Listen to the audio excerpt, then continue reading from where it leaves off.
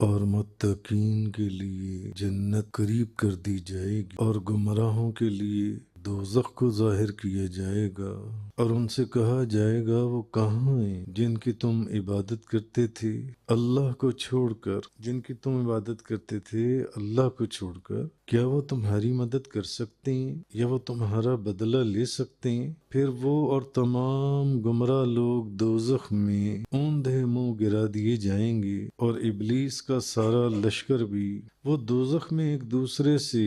لڑتے ہوئے کہیں گے اللہ کی قسم بے شک ہم ضرور کھلی ہوئی گمراہی میں تھے، جبکہ اے بتو ہم تم کو رب العالمین کے مساوی قرار دیتے تھے اور ہمیں صرف مجرموں نے گمراہ کر دیا۔ بے شک آپ کا رب ہی ضرور بہت غالب، بے حد رحم فرمانے والا ہے۔ وَأُزْلِفَتِ الْجَنَّةُ لِلْمُتَّقِينَ، اور متقین کے لیے جنت قریب کر دی جائے گی۔ وَبُرِّزَتِ الْجَحِيمُ لِلْغَاوِينَ، اور گمراہوں کے لیے دوزخ کو ظاہر کیا جائے گا۔ وَقِيلَ لَهُمْ أَيْنَ مَا كُنْتُمْ تَعْبُدُونَ، اور ان سے کہا جائے گا وہ کہاں ہیں جن کی تم عبادت کرتے تھے من دون اللہ هل ینصرونکم او ینتصرون، اللہ کو چھوڑ کر، جن کی تم عبادت کرتے تھے اللہ کو چھوڑ کر، کیا وہ تمہاری مدد کر سکتے ہیں یا وہ تمہارا بدلہ لے سکتے ہیں؟ فَكُبْكِبُوا فِيهَا هُمْ وَالْغَاوُونَ، پھر وہ اور تمام گمراہ لوگ دوزخ میں اوندھے منہ گرا دیے جائیں گے۔ وَجُنُودُ إِبْلِيسَ أَجْمَعُونَ،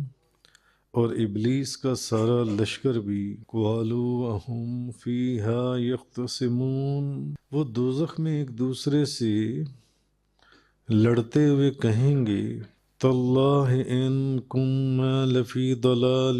مُّبِينٍ، اللہ کی قسم بے شک ہم ضرور کھلی ہوئی گمراہی میں تھے۔ اذ نسویکم برب العالمین،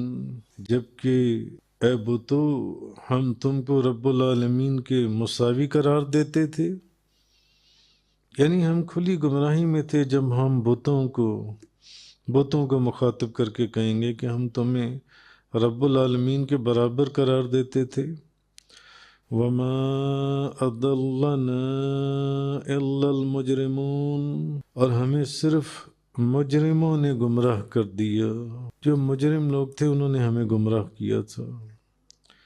فَمَا لَنَا مِن شَافِعِينَ، سو ہمارے لیے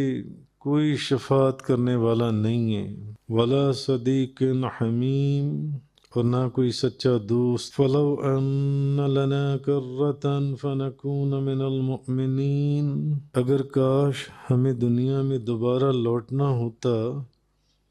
تو ہم پکے مومن بن جاتے۔ إِنَّ فِي ذَلِكَ لَآیَةً، بے شک اس میں ضرور نشانی ہے۔ وَمَا كَانَ أَكْثَرُهُم مُؤْمِنِينَ، اور ان میں سے اکثر ایمان لانے والے نہ تھے۔ وَإِنَّ رَبَّكَ لَهُوَ الْعَزِيزُ الرَّحِيمُ، بے شک آپ کا رب ہی ضرور بہت غالب، بے حد رحم فرمانے والا ہے۔ وَأُزْلِفَتِ الْجَنَّةُ، جنت قریب لائی جائے گی۔ حضرت ابراہیم علیہ السلام نے قیامت والے دن کی رسوائی سے بچنے کی دعا مانگی، جس کا ذکر کل چل رہا تھا جن سے۔ اچھا، اب فرمایا گیا کہ جنت جو ہے یہ قریب لائی جائے گی۔ کن کے قریب لائی جائے گی جنت؟ جنت جو سعادت مند لوگ ہیں ان کے قریب کر دی جائے گی، تاکہ وہ جنت کو دیکھیں اور جنت کی عظیم الشان نعمتوں کا ملاحظہ کریں، ان نعمتوں کا مشاہدہ کریں جنت کے اندر،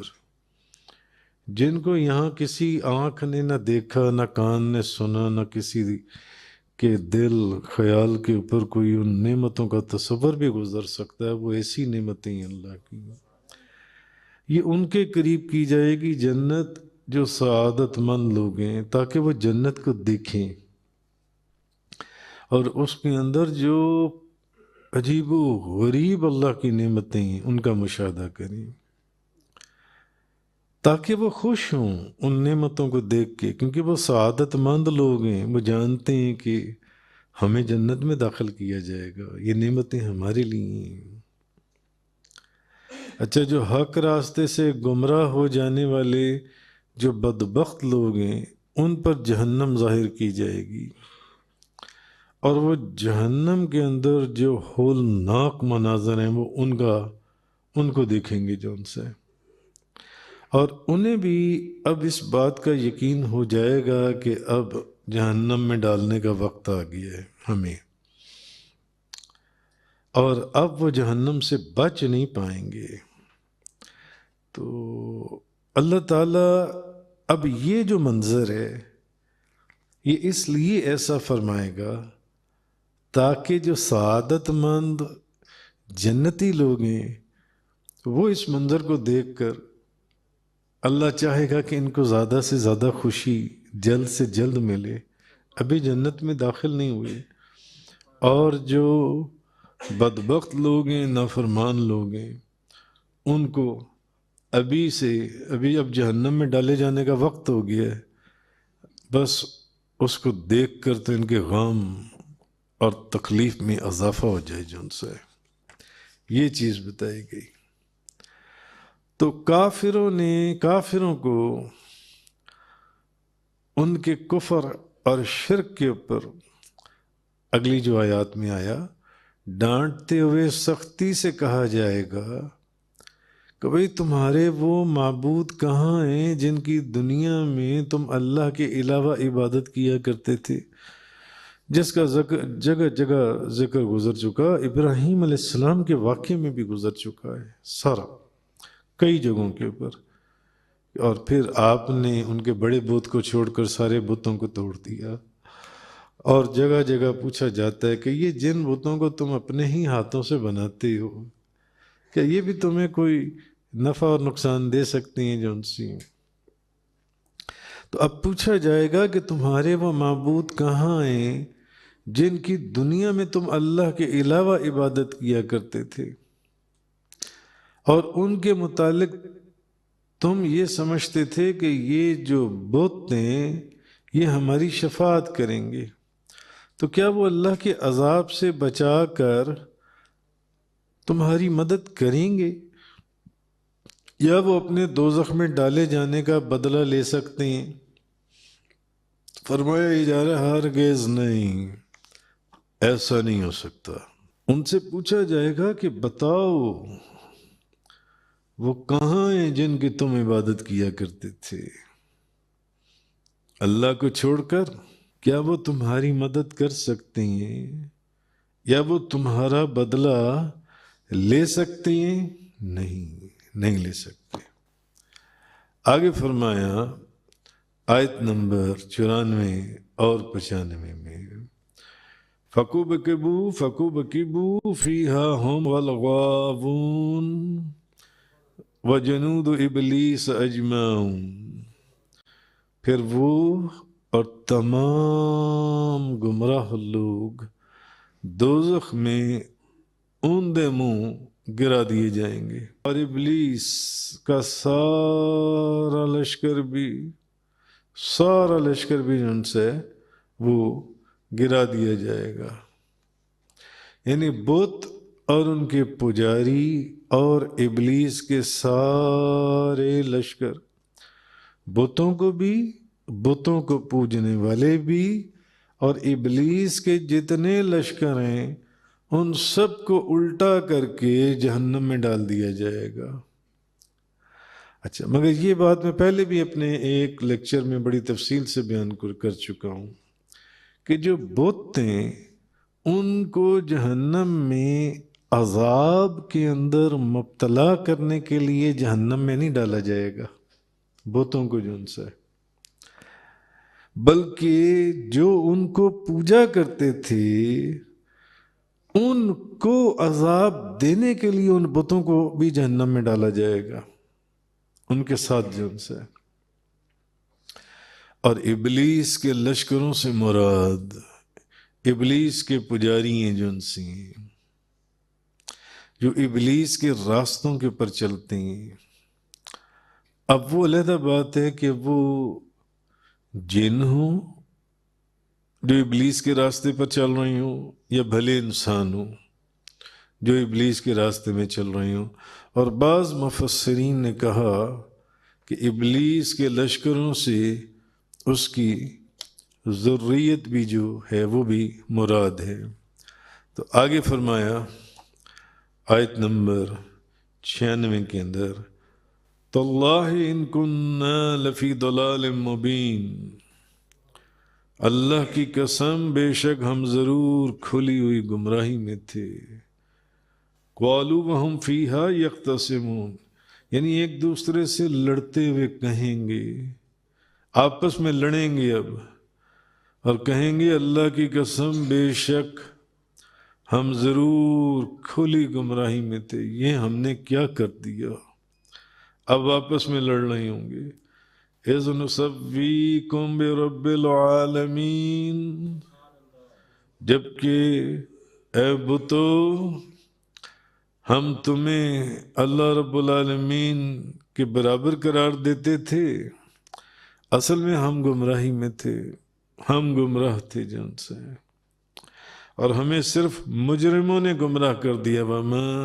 اضلنا الا المجرمون، ہمیں مجرموں نے گمراہ کر دیا تھا، مجرموں نے۔ آیت نمبر 99 کے اندر آگے یہ فرمایا گیا، آگے فرمایا فما لنا من شافعین، ہمارے لیے کوئی شفاعت کرنے والا نہیں ہے، ولا صدیق حمیم، اور نہ کوئی سچا دوست ہے، اور نہ کوئی سچا دوست ہے۔ فلو ان لنا کرۃ فنکون من المؤمنین، اگر کاش، اب وہ کہیں گے کاش ہمیں دنیا میں دوبارہ لوٹنا ہوتا، ہمیں دوبارہ دنیا میں ایک دفعہ بھیج دیا جائے تو ہم اتنے پکے مومن بن جائیں کہ کیا بات ہے، کاش ہمیں دنیا میں دوبارہ بھیج دیا جائے۔ اب وہ یہ کہیں گے جو ان سے، کاش ہمیں دنیا میں دوبارہ بھیج دیا جائے۔ اچھا، اب جب ان لوگوں کو جہنم میں ڈال دیا جائے گا تو اب وہ اپنے معبودوں سے جھگڑیں گے، کہیں گے خدا کی قسم ہم تو اس وقت گمراہ تھے جب ہم تمہاری عبادت کرتے تھے، جبکہ ہم تمہیں اللہ رب العالمین پروردگار عالم کے برابر قرار دیتے تھے، حالانکہ تم تو ایک ادنا اور کم ترین اور انتہائی عاجز مخلوق ہو، اور یہ ہم نے کیا کر دیا کہ ہم تمہیں پوچھتے رہے، ہم اللہ رب العزت کو چھوڑ کر تمہاری عبادت کرتے رہے۔ اصل میں ہمیں مجرموں نے گمراہ کیا، اور اب ہم ایسی حالت میں پہنچ گئے ہیں کہ ہماری کوئی سفارش کرنے والا نہیں ہے، کوئی سفارش کرنے والا نہیں ہے۔ جیسے کہ مومنین کے لیے، جو مومن لوگ ہیں ان کے لیے انبیاء کرام، اولیاء عظام، فرشتے اور مومنین بھی شفاعت کرنے والے ہیں، اور نہ ہی ایمان والوں کی طرح، جس طرح مومنوں کے لیے شفاعت کرنے والی ہیں، اور ایمان والوں کی طرح ایمان والوں کے دوست بھی موجود ہیں، مگر ہمارا تو کوئی غمخوار دوست ہی نہیں ہے۔ اب وہ یہ بات کریں گے، وہ یہ بات کہیں گے جو ان سے وہ لڑتے ہوئے جب جہنم کے اندر آپس میں لڑیں گے، جو اس مشکل وقت میں ہمارے کام آئے۔ کاش کہ ہمیں دنیا کی طرف ایک دفعہ پھر لوٹ جانا نصیب ہو جائے تو اب ہم بڑے پکے مسلمان بن جائیں گے، بڑے پکے مسلمان۔ اب جن مجرموں کا یہاں ذکر کیا گیا کہ جنہوں نے، یہ وہ مجرم ہیں جنہوں نے بت پرستی کی دعوت دی، ان کو بت پرستی کی طرف بلایا،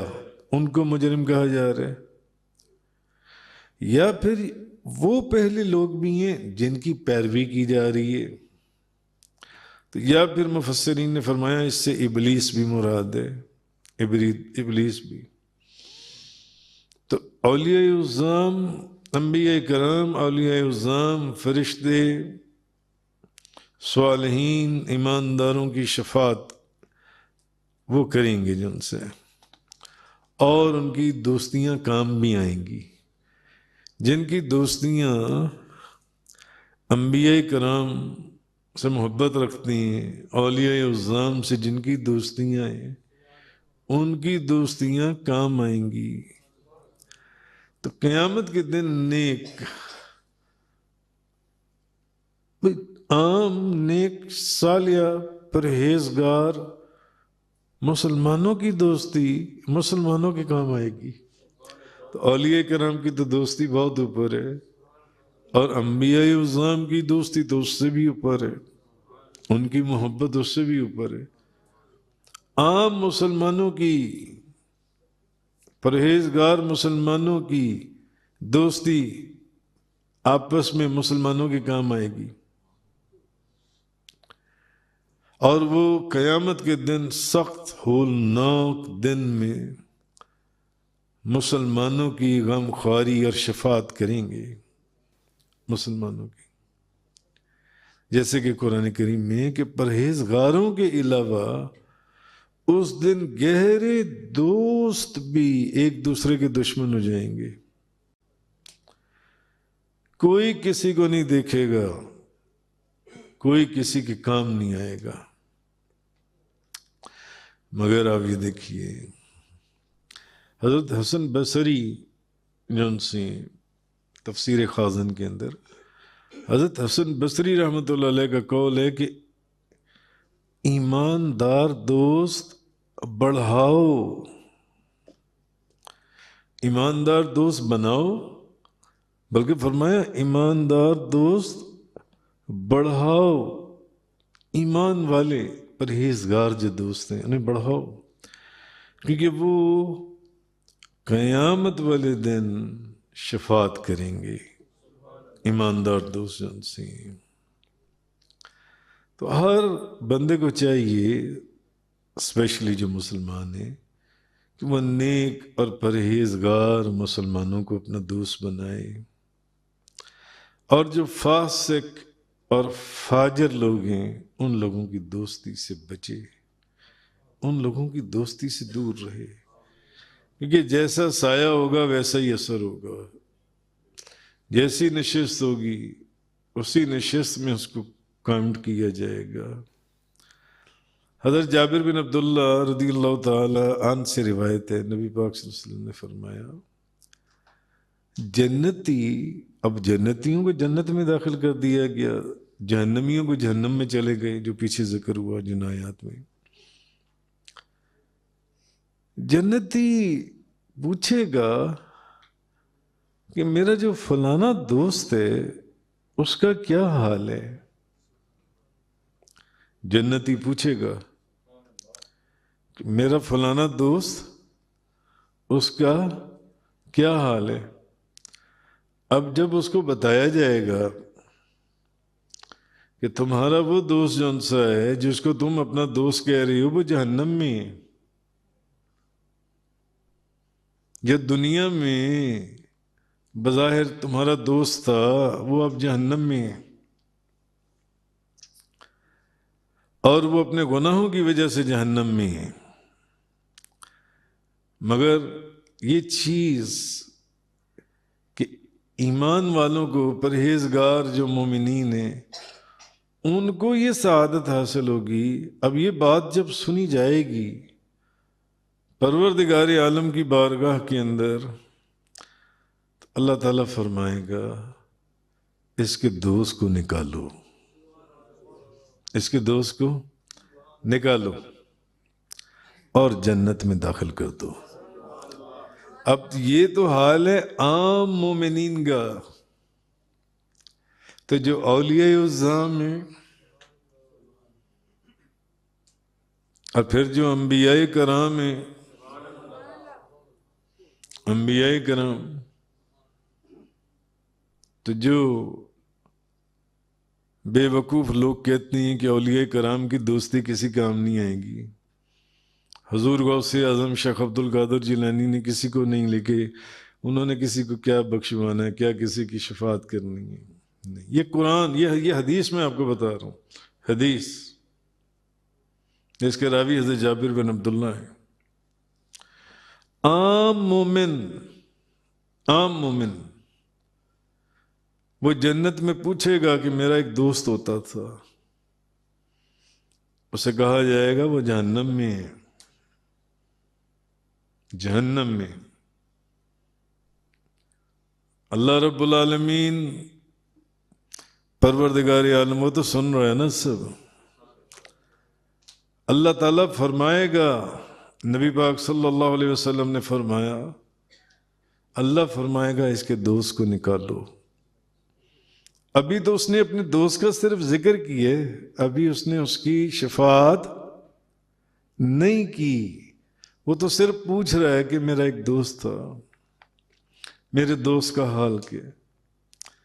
تو اللہ فرمائے گا، نبی پاک صلی اللہ علیہ وسلم فرماتے ہیں کہ اس کے دوست کو نکالو اور جنت میں داخل کر دو، جنت میں داخل کر دو۔ تو معلوم ہوا عام مومنین جو نیک پرہیزگار، فاسق، فاجر، جھوٹا، منافق، ان لوگوں کا ذکر نہیں ہو رہا۔ مومنین، وہ مومن جس کا ذکر قرآن اور حدیث میں آیا ہے، وہ مومن، اس کے پوچھنے کے اوپر اس کے دوست کو جہنم سے نکال دیا جائے گا۔ تو اولیاء اللہ جب کسی کی شفاعت کریں گے تو پھر ان کا وہاں پر کیا عالم ہوگا؟ پھر انبیاء کرام جب شفاعت کے اوپر آئیں گے تو وہاں کیا عالم ہوگا؟ اور پھر جیسے کہ بے شمار مرتبہ وہ احادیث میں نے آپ کے سامنے بیان کی کہ تاجدار انبیاء نبی کریم صلی اللہ علیہ وسلم کی شفاعت سے صرف یہ نہیں، کتنی امتوں کہ لاکھوں کروڑوں لوگوں کو اللہ تعالیٰ نے بخشنا ہے جن سے۔ تو یہ چیز ہے، تو ہر مسلمان کو چاہیے کہ نیک اور پرہیزگار مسلمان کو دوست بنائے۔ فاسق، فاجر، نافرمان، منافق لوگوں کی دوستی کے سائے سے بھی بچے، کیونکہ وہ منحوس سایہ ہے۔ اگر نیک دوست کا سایہ اتنا مبارک ہے کہ جہنم میں سے نکال کر جنت میں لے جائے، تو ہر مسلمان کو چاہیے کہ بچے۔ آگے فرمایا ان فی ذالک لآیہ وما کان اکثرهم مؤمنین، یعنی حضرت ابراہیم علیہ السلام کا اپنی قوم کے ساتھ جو واقعہ بیان کیا گیا ہے، اس میں سب کے لیے عبرت کی نشانی ہے، جو اللہ کے علاوہ اوروں کی عبادت کرتے ہیں، تاکہ ان کو معلوم ہو جائے کہ قیامت کے دن ان کے یہی جھوٹے جو معبود ہیں جن کی وہ عبادت کیا کرتے تھے، انہوں نے کسی کو کیا نفع دینا ہے۔ یہ تو اپنے آپ کو کسی کے نقصان سے بچا نہیں سکتے، جیسے کہ ابراہیم علیہ السلام نے سارے بتوں کو توڑ کے رکھ دیا، کسی کو کیا نقصان سے بچائیں گے؟ اور ان میں اکثر ایمان والے نہ تھے، یعنی جس طرح کفار قریش میں سے اکثر لوگ ایمان نہیں لائے، اسی طرح جیسے حضرت موسیٰ علیہ السلام کی قوم، آپ پیچھے تفصیل سے پڑھ رہی ہیں واقعہ، اس واقعے سے پہلے، اور پھر نبی کریم صلی اللہ علیہ وسلم کے دل اقدس کو جو تسلی دی جاتی تھی، کفار قریش بھی اتنے معجزات دیکھنے کے بعد ایمان نہیں لاتے تھے، حضور کو تکلیف ہوتی تھی، رنج ہوتا تھا، پریشانی ہوتی تھی، جس کے لیے آپ کو فرمایا گیا کہ محبوب